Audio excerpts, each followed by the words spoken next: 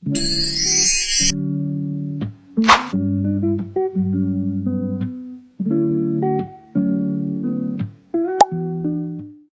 guys, welcome back to my channel. I am Midday, and in today's video I am going to show you how I created this YouTube thumbnail step by step using Canva.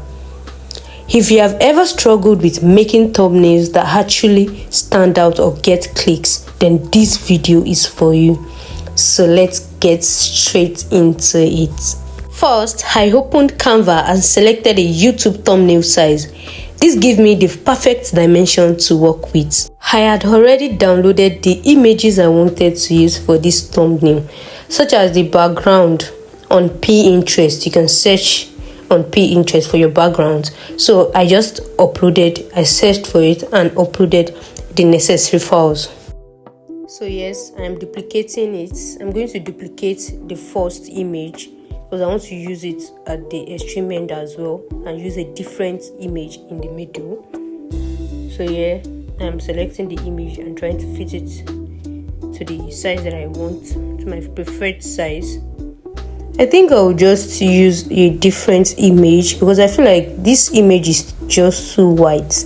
Like there is nothing really going on in that image, so I wanted something different in the middle. So I've selected another image and yes, we fitted it into size. So now it looks like what I have in mind. So I'm going to blur the background a bit so that it doesn't take away from the picture that I'm going to use. I'm just going to blur it a bit. So this is me blurring. I'm going to click on whole image. Then I'm going to use 25 for this because of course it is in the middle. Then the other images I'm going to use 21. I intentionally used a clean workspace aesthetic to match the content and keep it visually appealing. Of course, I don't want to do too much because I don't want it to be really blurry. So that's why I'm using just 21 and 25. So I'm blurring the second image, same 21. You guys, editing is really not easy. Please make sure you subscribe, follow, and drop a comment. It means a lot to me. Next, I added my image and removed the background to make it cleaner and more professional. So I am trying different placements to see what I like. I just want it to look good. This is me trying to place it properly. I want it to be bold.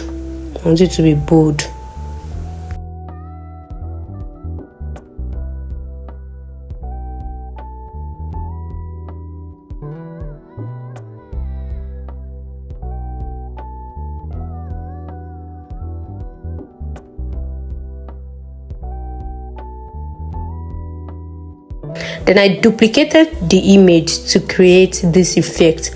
This helps make the thumbnail more dynamic and eye-catching.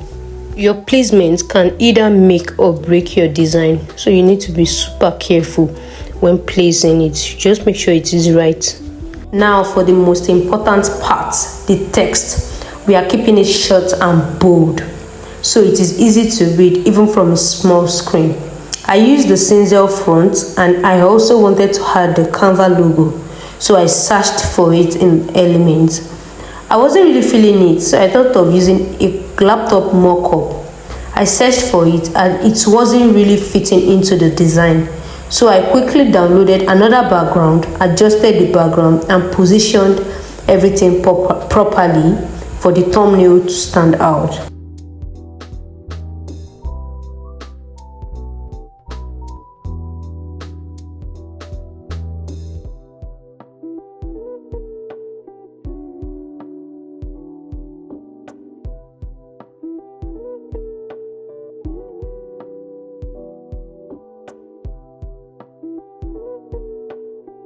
And that is how I created this thumbnail. If you find this helpful, don't forget to like, comment, and subscribe for more content like this. Bye.